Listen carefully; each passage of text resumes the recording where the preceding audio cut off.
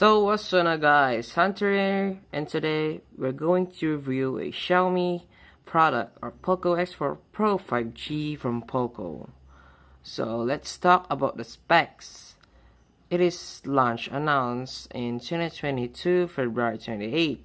Status available release 2022 March 23. It has a weight of 205 gig, a build glass front Gorilla Glass 5 glass back plastic frame, SIM hybrid dual SIM, nano SIM, dual standby with a IP53 dust and splash resistant. So the display, Super AMOLED 120Hz display refresh rate with a 700 nits and a 1200 nits peak.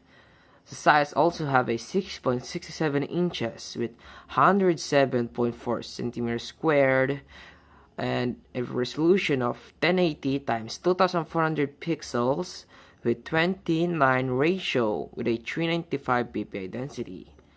With a protection of Corning Gorilla Glass 5.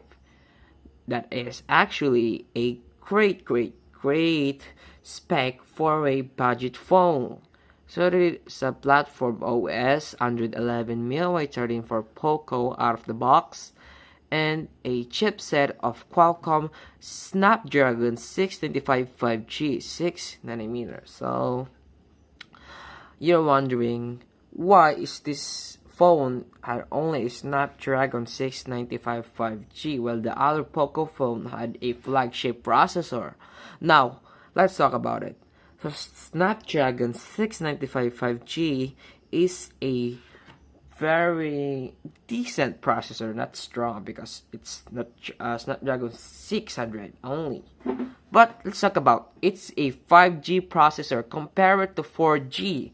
Now let's talk about the 4G. The Antutu benchmark of 4G Snapdragon 695 has only a 200,000 plus Antutu benchmark. On the other hand, the Snapdragon 5G has almost reached 500,000 Antutu benchmark. So that is actually a big difference. So I watched some unboxing videos and what is the comment of that phone, and it actually can run max graphics on Call of Duty and other games, but I recommend using medium graphics at max frame rate for the settings of your game. So that's it. So the GPU is Adreno 690, not bad. The memory has micro SD, uses shared SIM slot with an internal of 128 GB and 6 GB RAM and a 256 8 GB RAM UFS 2.2. I don't know that there are two variants of phone actually, that like what I say. So the main camera has a 108 MP. There are many camera. See, main camera triple 64 MP. So let's talk about the megapixel. So my friend has a 108 MP megapixel. Yeah, and does not have a 4K and 60 FPS camera. It only has a 4K and 30 FPS video camera, and I can believe it. It has a 108 MP but a 4K 30 FPS only. But my phone has only 64 MP, or my iPhone has only 12 MP camera but can shoot 4K 60 FPS on the outdoors, and that is very. So it's the sensor who's helping to that feature in 4K 60 FPS. It's the sensor, not the megapixel. Let's not talk about the megapixel.